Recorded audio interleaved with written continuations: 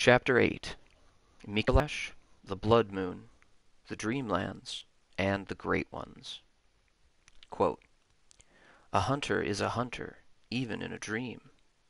But alas, not too fast. The nightmare swirls and churns unending." End quote. From Micolash, host of the Nightmare. If there's anyone in Bloodborne that we can safely ascribe the quality of bad guy to, it's probably Micolash. The Great Ones are too complex and too alien in their existence to ascribe moral values of good or bad to them.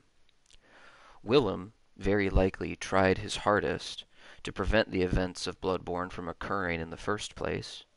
The beasts are no longer thinking creatures. Yharnam is portrayed as being a tragic figure, the victim of circumstances beyond her control. Annalise defied the church and tried to steer her people into a new age of prosperity. Lawrence and Gehrman tried to control the scourge. Ludwig tried to establish an organization that would protect the innocent. Eileen only kills hunters who have succumbed to bloodlust.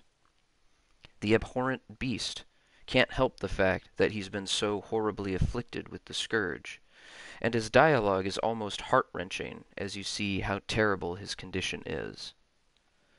Maria genuinely cared for the patients of the research hall, and was racked with guilt at her actions in the hamlet. Patches is mischievous, but amicable. The false Yosefka is desperately trying to finish research which she believes will uplift and save humanity. Alfred simply wants to let Logarius rest in peace. Jura just wants to protect old Yharnam. Gascoigne is slaying what he believes are monsters.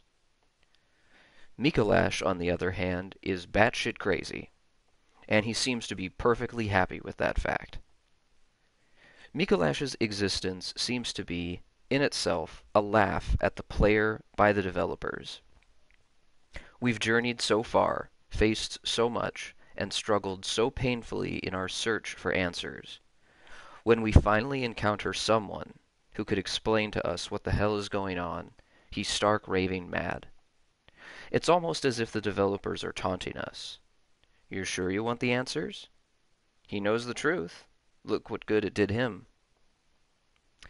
But before we get to Micolash's status as being host of the Nightmare, and the implications that holds, let's go back to the beginning and take a look at Micolash and his school of Mensis.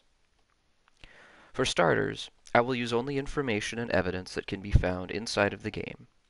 I will save my personal interpretations and beliefs for the end, so that you can make up your own mind about the evidence presented. Everything started at Byrgenwerth. A group of scholars discovered existence of the Great Ones and the incredible power of the Old Blood. This would lead to an inevitable separation as differences in ideology led to a group of the Byrgenwerth scholars leaving the academy to found the Healing Church. Micolash was one such scholar. In our fight against him, we see Micolash wearing the tattered uniform of a Byrgenwerth scholar. The description of the student's uniform reads, quote, "Uniform of the students of Byrgenwerth, a bygone institute of learning. The Healing Church has its roots in Byrgenwerth, and naturally borrows heavily from its uniform design. The focus not on knowledge or thought, but on pure pretension, would surely bring Master Willem to despair, if only he knew." In the early days of the Healing Church, the group operated mostly in secret. Gehrman's workshop would serve as a secret police force for the church, while Micolash would found the School of Mensis, a new institution of learning for the church to continue the research at Byrgenwerth. According to the Upper Cathedral Key, quote, "The upper echelons of the Healing Church are formed by the School of Mensis, based in the Unseen Village, and the choir, occupying the Upper Cathedral Ward." End quote. This key is found in Yahar'gul, on the corpse of an imprisoned choir member. From their new secret location in Yahargul, Micolash's new school of Mensis would be protected and hidden by the healing church. The Yahargul attire tells us, quote, "The hunters of Yahargul answer to the village's founders, the school of Mensis. Hunters in name only. These kidnappers blend into the night wearing this attire." End quote. From their hidden conclave, servants of the school of Mensis would skulk out into the night and kidnap innocents to drag them back to Yahargul for their experiments. The player can be one such kidnapped victim if they die to a kidnapper, an enemy that first make their appearance after the death of the blood-starved beast. The hunter also encounters and fights two Yahargul hunters lurking outside of the home in the cathedral ward, possibly searching for more victims. It would seem, however, that the school of Mensis slowly drifted apart from the healing church. While Yarnamites venerate the old blood and pay homage to the great ones as being godlike figures, the citizens of Yahargul worship the great ones directly. Statues of the twisted figures line the streets, and enormous chapels are devoted to the worship of spider-like great ones. Furthermore, the rituals of the school of Mensis seem to either directly or indirectly be responsible for the coming of the blood moon. But what is the blood moon? Quote, "Madmen toil surreptitiously in rituals to beckon the moon, uncover their secrets." End quote. From note left by a dead hunter. Quote, "The Mensis ritual must be stopped, lest we all become beasts." End quote. Note left by a dead hunter. Quote, "When the red moon hangs low, the line between man and beast is blurred." End quote. Note found in Bergenworth Mansion. Quote, "The red moon hangs low and beasts rule the streets." End quote. Note left by Jura. And quote, "Behold, a pale blood sky." End quote. Unknown author. The player first encounters the blood moon after the death of Rom, the vacuous spider. The player discovers Queen Yarnam at the bottom of the Moonside Lake, seemingly having appeared from nowhere.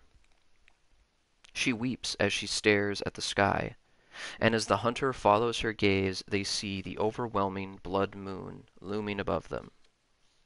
After that, everything changes. This is the moment when Bloodborne goes from being a tale of beasts and blood to a tale of horrible eldritch things that work behind the scenes. Or perhaps a better way to explain it would be that it was always a story of eldritch things, only we couldn't see them. Many players walk out of Odin Chapel for the first time to the sound of a loud, hissing, vacuum-like noise coming from behind them. They turn and stare at the particular wisp of air that seems to flow through the air. Some of them, as I did, walk closer to learn more. It is then that the hunter is hoisted into the air by unseen forces, crushed to death and succumbing to frenzy. If you're like me, you moved on with the hunt. You chalked it up to just another bullshit Miyazaki death trap. What killed you was an amygdala, or at least what I will refer to as an amygdala. It's not clear if the amygdala that serves as the boss of the Nightmare Frontier is the Great One's name or is its species. However, the amygdalan arm labels it as an, quote, "arm of a small amygdala Great One," end quote. And the term Great One is too broad, and so I refer to these creatures as the amygdalae. Once the hunter slays Rom and the blood moon rises, the amygdalae are no longer hidden. In fact, it becomes painfully clear they've been there all along. And this brings us to the Dreamlands. Many players, indeed I would say the majority of players, are naturally confused by the words nightmare and dream that repeat in Bloodborne. Most people haven't read the works of Lovecraft, from which the Bloodborne series takes its influence. Even those who have read Lovecraft typically only read his later, and admittedly much better written, works such as Shadow over Innsmouth and The Call of Cthulhu. However, towards the middle of Lovecraft's career, we have what Lovecraft scholars refer to as the dream cycle.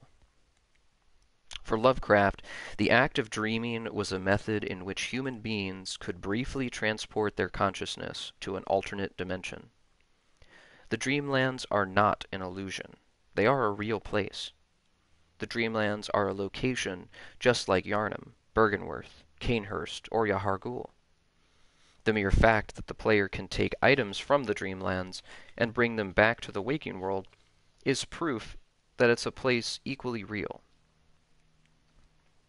The lead elixir's description states, quote, "Its recipe for this mysterious concoction is unknown, but some postulate that it materializes only within the most desperate nightmare." End quote. There are 4 distinctly different locations in the Dreamlands that the player travels to: the Nightmare Frontier, the Lecture Hall, the Hunter's Nightmare, and the Hunter's Dream.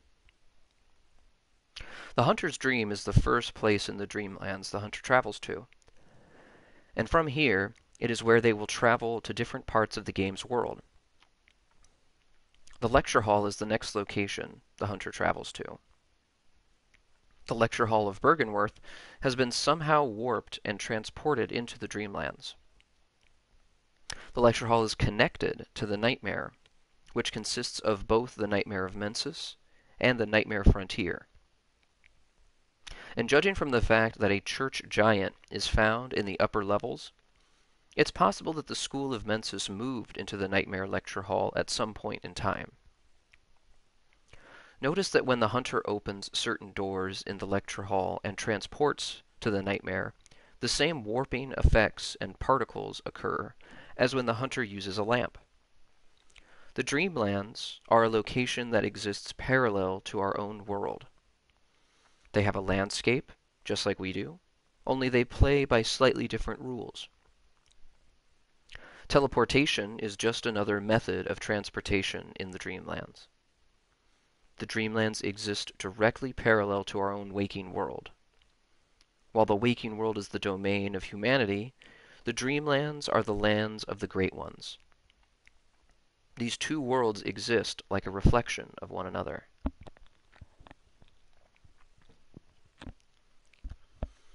The Nightmare Frontier appears to be a reflection of the ravaged Themerian land of Loran, as evidenced by the fact that silver beasts wander the frontier and the amygdala drops the alien Loran chalice. The hunter's nightmare appears to be a reflection of the city of Yharnam itself. The hunter's dream is obviously Gehrman's abandoned workshop. They are places so very similar to their locations in the waking world, only slightly different. Consider staring into the mirror, watching your reflection. You stare at it for an hour, and for the very briefest of moments, you see a figure standing behind you in your reflection. Whipping your head behind you, startled, you see there is nothing there. Looking back at your reflection, the figure is gone. What you've just seen is a tiny little rip in the veil that separates the 2 worlds, the waking world and the Dreamlands. The figure is, of course, still standing behind you. It exists on a plane of reality parallel to your own, above yours. Maybe the figure was curious about you, wanted to learn more, and in showing interest made itself visible for just the slightest of moments. Quote, "Behold, a pale blood sky." End quote. This message can be found prior to Rom's death, rather confusingly. If we look up at the sky, nothing is out of the ordinary. The message is still there, however, after Rom's death. Looking at the sky reveals the blood moon in all its splendor. Of course, the message was there before, because the blood moon was always there. We just couldn't see it. This is what insight allows us to do. With 40 insight, the hunter will be able to see the amygdalae in the cathedral ward even before the death of Ram.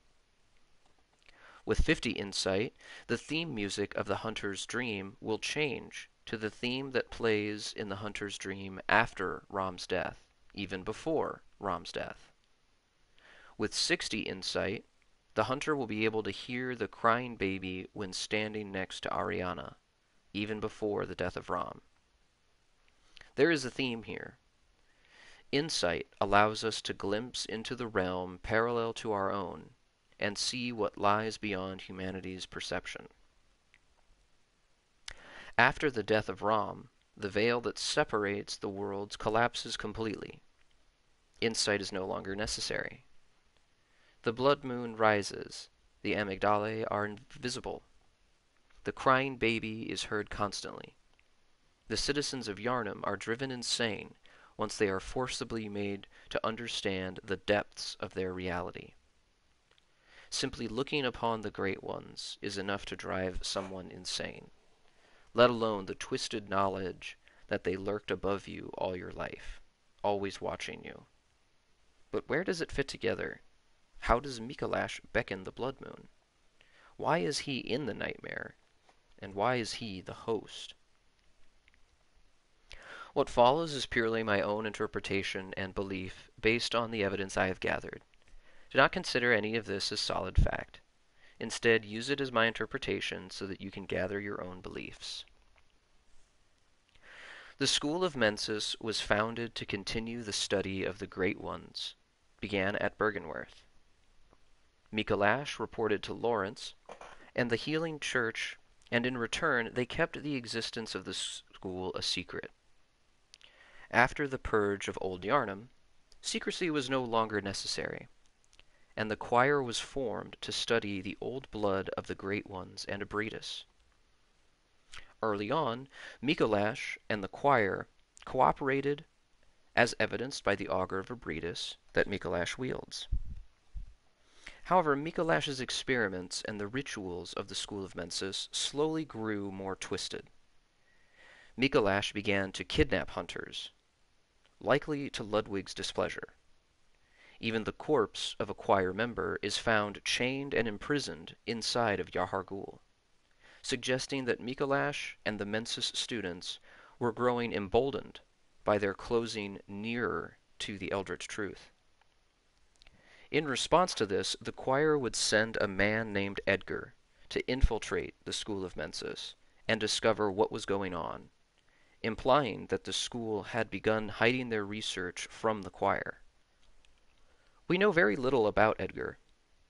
He is found in the Nightmare of Mensis and wears a student uniform, wielding a holy blade and rose marinus. The official guide simply names him as Edgar, Choir Intelligence. Edgar traveled into the school of Mensis to find that the students now worshipped the Great Ones as literal gods, the amygdalae in particular. The motivations of the amygdalae are unknown. It's clear that the godlike beings could likely send Yarnum toppling to the ground if they wished. The weapons of mortals pale in comparison to the Great Ones. It's odd, really, how they seem so idle and passive as they watch the humans walk by, sometimes reaching down in curiosity to grasp at one. Amygdalae only appear in places of worship. One is found wrapped around the Odin Chapel, another in the abandoned church that served as a gateway to Yahar'gul. The amygdala the player fights is located in what appears to be a large cathedral, where the ancient Themarians likely worshipped the Great Ones. Consider the moon rune's description. Quote, a transcription of moon, as spoken by the Great Ones inhabiting the nightmare. The Great Ones that inhabit the nightmare are sympathetic in spirit, and often answer when called upon. End quote. Perhaps that explains why the amygdalae, which live in the nightmare, congregate around places of worship. Maybe they listen to the hopes and prayers of human beings. In Yahar'gul, however, the amygdalae are everywhere. As Micolash and the school of Mensis grew closer to the eldritch truth, they attracted more and more of the Great Ones, like a flame attracting moths. Their final ritual, however, would be their undoing. Somehow, Micolash came into possession of one of the umbilical cords of the Great Ones. Murgo's umbilical cord, to be specific. Here was all the evidence they needed. The cord of a true Great One, Murgo, child of Yharnam and Odin.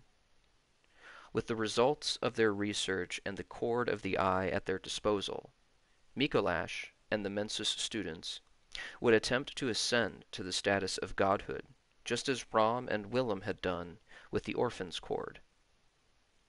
Micolash would line his brain with eyes. The cord's description, quote, "Every great one loses its child, and then yearns for a surrogate.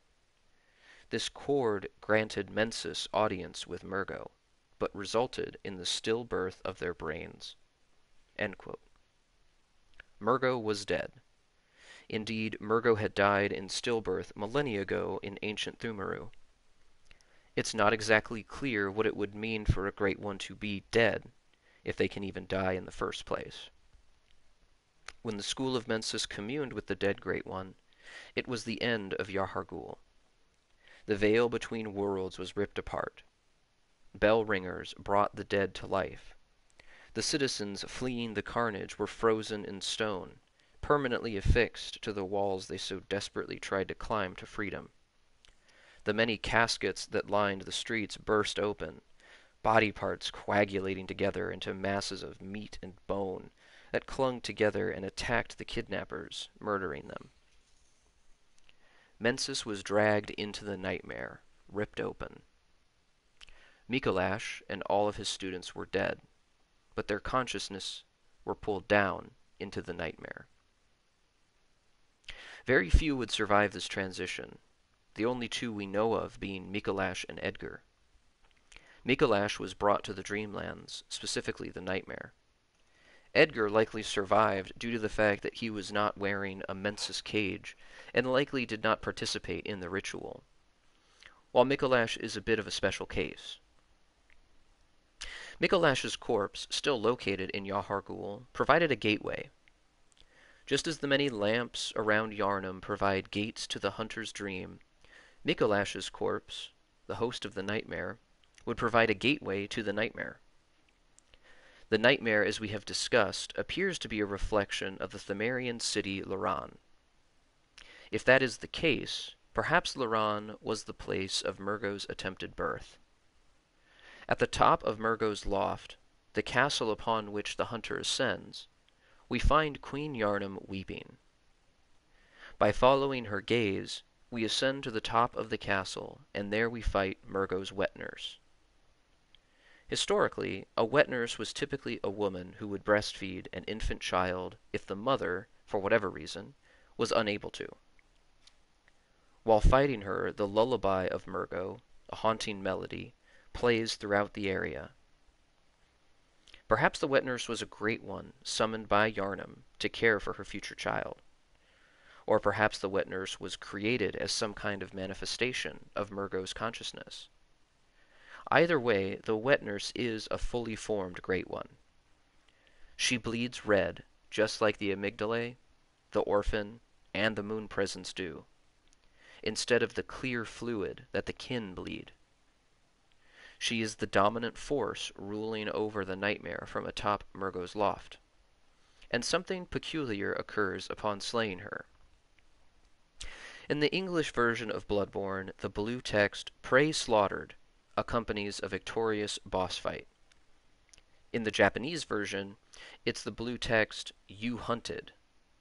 But in both versions, killing Murgo's wet nurse causes the red text, "Nightmare slain," to appear on the screen. I was rather confused when I had first seen this. Consider Bloodborne's tagline, "Hunt your nightmares." Let's pause for a moment and look at the four fully fledged great ones that the hunter encounters. The wet nurse, amygdala, the orphan, and the moon presence. Of the four, amygdala is the only one who does not grant the nightmare slain message. The wet nurse, the orphan, and the moon presence are the only three enemies in the game who make that message appear on screen. This puzzled me for a very, very long time until I came to a rather simple conclusion. Amygdala isn't dead. Even after killing one in the Nightmare Frontier, and the other amygdalae still remain. The hunter even kills another amygdala in the Themerian Labyrinth. Perhaps the amygdalae aren't individual members of a single species after all, but a single great one. After all, Patches speaks to the amygdala that grabs you in the cathedral ward as if it was amygdala itself. I only had this revelation after refighting Murgo's wet nurse in New Game Plus, and realizing that she appears to create a perfect clone of herself, using it to fight me. The Great Ones exist on a level far beyond our comprehension. Who is to say they can't be in multiple places at once? In the depths of Great Is, the hunter even fights Ebritus for a second time, who appears to have been there all along. Whatever the mystery behind the nightmare slain message, slaying the wet nurse ends Murgo's consciousness and puts the Mensis rituals to an end. However, the ritual had not been an entire failure. The ascension had worked, more or less. A new Great One was born from the stillbirthed minds of the Mensis students, the brain of Mensis. The living string tells us, quote, "The immense brain that Mensis retrieved from the nightmare was indeed lined with eyes on the inside. But they were of an evil sort, and the brain itself was terrible rotten. But even still, it was a legitimate Great One, and left a relic, a living relic, at that, which is a precious thing indeed." End quote. The brain of Mensis is a helpless Great One, whose only real strength is the madness it causes by looking upon it. The brain of Mensis is suspended in Murgo's loft, acting as a living weapon that attacks oncomers. If the hunter finds their way down to a lever accessible by fighting past the winter lanterns, they can release the chains on the brain of Mensis and send it hurtling into the abyss. Working back down to the base of Murgo's loft, they will find a new elevator which brings them down to the fallen, helpless Great One. It was kind of sad, really. When I first encountered the brain of Mensis twitching there, a mass of brain and eyes that watched me walking back and forth, I wasn't really sure what to do with it. Should I kill it? It certainly wasn't aggressive. It was simply lying there, and clearly had no way of fighting back. I decided to do what had become a bit of a habit for me whenever I encountered something having to do with the Great Ones. I put on the Mensis cage and performed the make contact gesture. The Mensis cage is described as, quote, "This hexagonal iron cage suggests their strange ways. The cage is a device that restrains the will of the self, allowing one to see the profane world for what it is. It also serves as an antenna that facilitates contact with the Great Ones of the dream. But to an observer, the iron cage appears to be precisely what delivered them to their harrowing nightmare." End quote. I had learned early that the doll would respond to gestures, leading me to believe there were others that would as well. Just like everyone else, I was hoping to find some kind of secret somewhere. So far, I had been thoroughly unsuccessful. No matter where I wore the Mensis cage or who I performed make contact, nothing had happened. So I sat there, like an idiot, I told myself, as my hunter stood in front of the brain of Mensis with his arms outstretched. I knew from experience that eventually the hunter would change positions, and I had taken to waiting for that moment before moving on with whatever I was doing. To my complete and utter surprise, an item appeared in my inventory. It was a moon rune, the most powerful one I had encountered. Quote, "The Great Ones that inhabit the nightmare are sympathetic in spirit, and often answer when called upon." End quote. It was a moment that legitimately made me feel bad about this thing in front of me. I decided to kill it. Maybe the fact that it gave me a moon rune, a rune that grants more blood echoes upon killing enemies, was some kind of cry for an end to its misery. I was rewarded with the living string, an item I had been looking for idly for quite some time, as it was needed to access Thumaru Ithil. Later I would read online that the Mensis cage was unnecessary, and one simply had to perform make contact. To my surprise, I would read that nobody had discovered any use for the Mensis cage whatsoever. Nothing? Really? Not a single secret unlocked with such an item that seems so obviously placed to unlock a secret? Maybe the cage doesn't do anything at all. Maybe in their madness, the delusions of the Mensis students convinced them it worked even though it wasn't necessary. Their madness, after all, would deliver them to their harrowing nightmare. Quote, "Grant us eyes, grant us eyes. Plant eyes on our brains to cleanse our beastly idiocy." End quote. From Micolash, host of the Nightmare. And that is the end of Chapter 8.